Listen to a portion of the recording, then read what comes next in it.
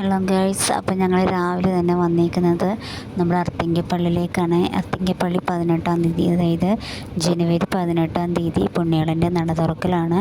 ഞങ്ങൾ നട തുറക്കൽ കാണാനായിട്ട് ഞാനും എൻ്റെ ചേച്ചിയും ചേച്ചിയുടെ ഹസ്ബൻഡും കുട്ടികളും പിന്നെ എൻ്റെ ആൻറ്റി, ചിറ്റപ്പൻ, ആങ്ങളമാരും ഒക്കെ ഉണ്ടായിരുന്നു. അപ്പോൾ ഞങ്ങളെല്ലാവരും കൂടെ രാവിലെ ഞങ്ങൾ വന്നപ്പോഴത്തേക്കും ഒരു 4 മണി 4:15 ആയി. വെളുപ്പിനെ 5 മണിക്കാണ് നട തുറക്കൽ.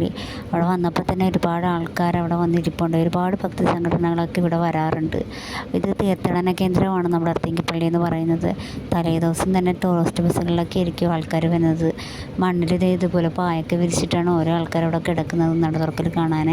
അത്രയൊക്കെ അത്ഭുതമാണ് പുണ്യാളച്ചൻ എല്ലാവരിലും കൊടുക്കുന്നത്.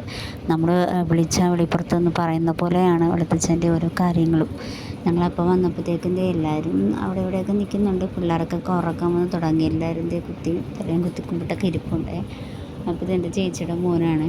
പിള്ളേർ ആദ്യം വന്നപ്പോൾ എനർജിയൊക്കെ ആയിരുന്നു. അത് കഴിഞ്ഞപ്പോഴത്തേക്കും എല്ലാവരും ഉറക്കം വരാൻ തുടങ്ങി. അപ്പോൾ ഇത് നമ്മുടെ നട തുറക്കലെടുക്കാനായി.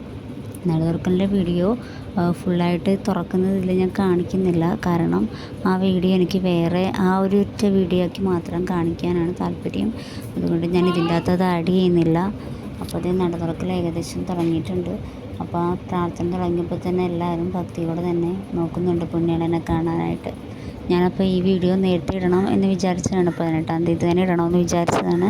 പക്ഷേ എനിക്ക് ചെറിയ വയ്യായ്കകളൊക്കെ വന്നു. ഹോസ്പിറ്റലിൽ പോകേണ്ട അവസ്ഥ വന്നു. നേരെ പോലും നിൽക്കാനുള്ള അവസ്ഥ ഇല്ലായിരുന്നു. അതുകൊണ്ടാണ് ആ വീഡിയോ ഞാൻ ഇടാതിരുന്നത്, ഇന്നിടുന്നത്. അപ്പോൾ ഞങ്ങളെല്ലാം അതൊക്കെ കഴിഞ്ഞ് കുറച്ച് നേരം അവിടെ ഇരുന്ന് പിന്നെ നട തുറക്കലൊക്കെ കഴിഞ്ഞ ആൾക്കാരൊക്കെ കുറച്ചൊരു വിധം ഒതുങ്ങിയപ്പോഴത്തേക്കും ഞങ്ങൾ വിചാരിച്ച് കുർബാന കൂടിയിട്ട് പോകാമെന്ന്. പോരാട്ട് ഞായറാഴ്ച കൂടെ ആയതുകൊണ്ട് കുർബാന കഴിഞ്ഞിട്ട് പോകാമെന്ന് വിചാരിച്ച് ഞങ്ങൾ അവിടെ ഇരുന്ന് പിന്നത്തെ ഈ കുർബാനയും കഴിഞ്ഞ് ഞങ്ങൾ നേരെ പോകാൻ വേണ്ടിയിട്ട് ഇറങ്ങി. അപ്പോഴും ആൾക്കാർ ഒരുവിധമൊക്കെ ഉണ്ടായിരുന്നു.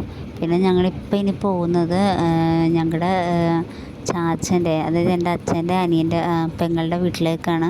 പെരുവഴിയിലാണ് കെട്ടിച്ചിരിക്കുന്നത്. അപ്പോൾ വല്യമ്മച്ചിയുടെ വീട്ടിലേക്കാണ് ഞങ്ങൾ വന്നേക്കുന്നത്.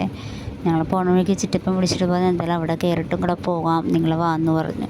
അങ്ങനെ ഞങ്ങൾ പിന്നെ അവിടെ ചെന്ന് കുറച്ച് നേരം വല്യപ്പച്ചനൊക്കെ ആയിട്ട് സംസാരിക്കുകയൊക്കെ ചെയ്ത് ചേട്ടന്മാരും എല്ലാവരും ഒക്കെ ഉണ്ടായിരുന്നു. പിന്നെ എൻ്റെ രണ്ടാമത്തെ ചേച്ചിനെ കെട്ടിച്ചിരിക്കുന്നത് അർത്തിങ്കലാണ്, തൈക്കലാണ്. അത് കാരണം ഇത്തവണത്തെ പെരുന്നാൾ അവിടെ ഇരിക്കും. അപ്പം ഞങ്ങളിത് വല്യമ്മച്ചിയുടെ വീട്ടിൽ നിന്ന് ചായയും കുടിച്ച് ഞങ്ങൾ ഇറങ്ങിയ. കുഞ്ഞാപ്പിയാണെങ്കിൽ നല്ല ഉറക്കമായി വണ്ടിയിൽ.